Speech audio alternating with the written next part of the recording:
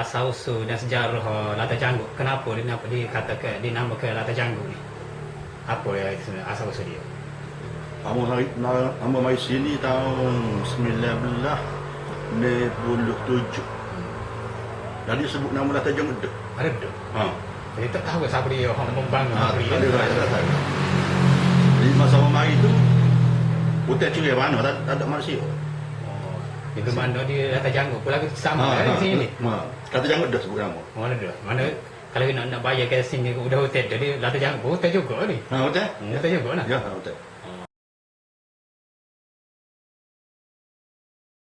Tidak siapa yang mengetahui tentang asal-usul dan nama air terjun Lata Janggut, walaupun terdapat beberapa warga emas asal yang pernah menjejak dan sebagai peneroka hutan di kampung itu.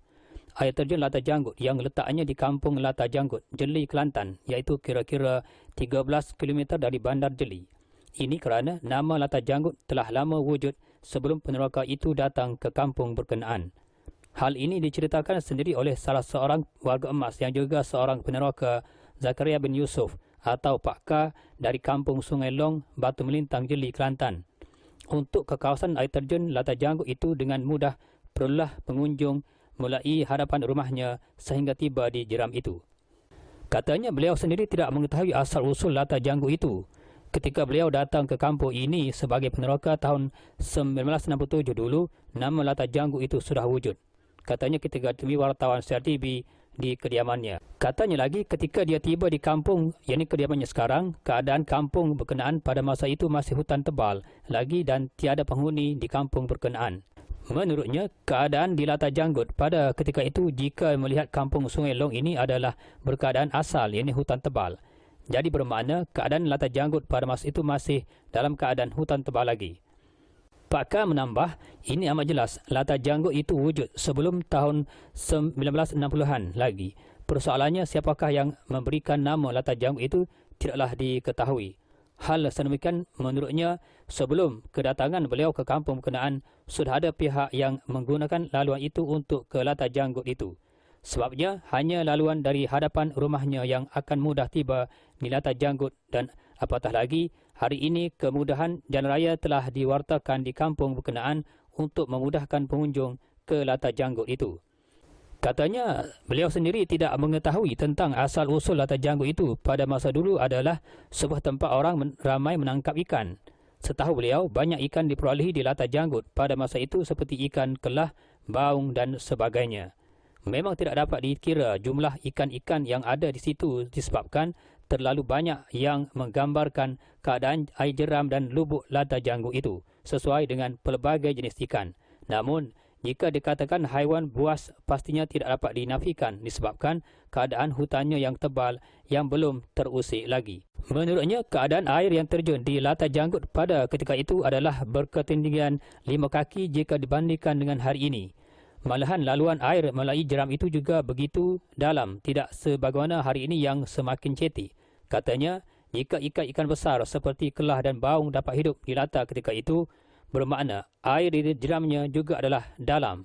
Hal ini adalah benar apabila tiada sesiapa yang cuba memberanikan diri untuk terjun atau mandi di kolam lubuk Lata Janggut pada ketika itu disebabkan terlalu dalam. Selain itu, menurut Pak K, jika dibandingkan dengan keadaan air pada masa dulu dengan hari ini adalah jernih.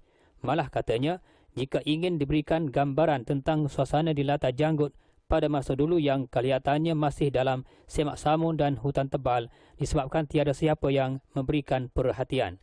Namun, hari ini Lata Janggut telah berubah wajah. Keadaannya agak terbuka dan sesiapa sahaja boleh ke situ kerana tidak lagi berasa takut kerana banyak pokok telah ditebang supaya mudah dilalui. Tambah Pak K lagi, penghuni awal sebagai peneroka di kampung berkenaan ketika itu termasuk beliau sendiri adalah kira-kira 20 orang. Kesemua peneroka itu akan menangkap ikan di jeram itu sekali dalam seminggu. Menurutnya, kebanyakan ikan-ikan menjadikan Lata Janggut sebagai habitat haiwan berkenaan kerana ikan-ikan berkenaan berkumpul di situ. Ini kerana apabila berlakunya musim hujan, ikan-ikan yang datang dari sungai besar iaitu Sungai Pergau akan memasuki jeram itu.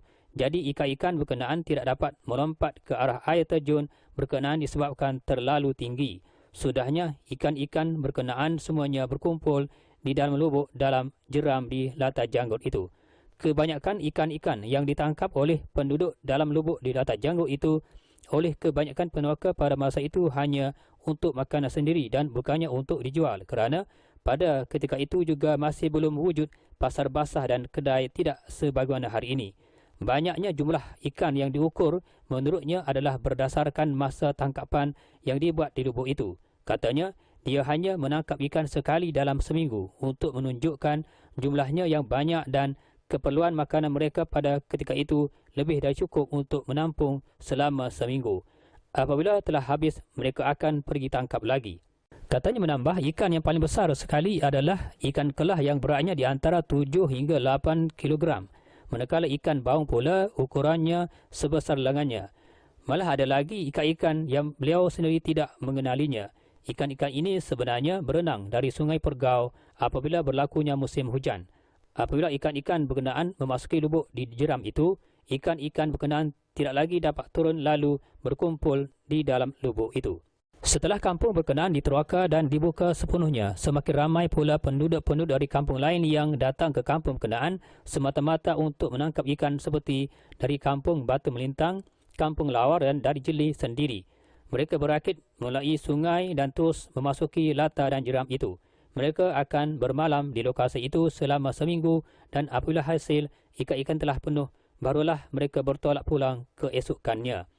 Berdasarkan catatan di batu asas Majlis Daerah Jeli yang terdapat di pintu masuk air terjun Lata Janggut ialah air terjun berkenaan mempunyai 3 tingkat dengan menjanjikan tempat mandi yang selamat apabila terdapat beberapa kolam yang terbentuk dari batu-batu di jeram itu. Air terjun Lata Janggut itu juga turut dimajukan oleh Ketua Jajahan Jeli dengan kerjasama Kementerian Pelancongan Malaysia dan Lembaga Kemajuan Kelantan Selatan Kesedar.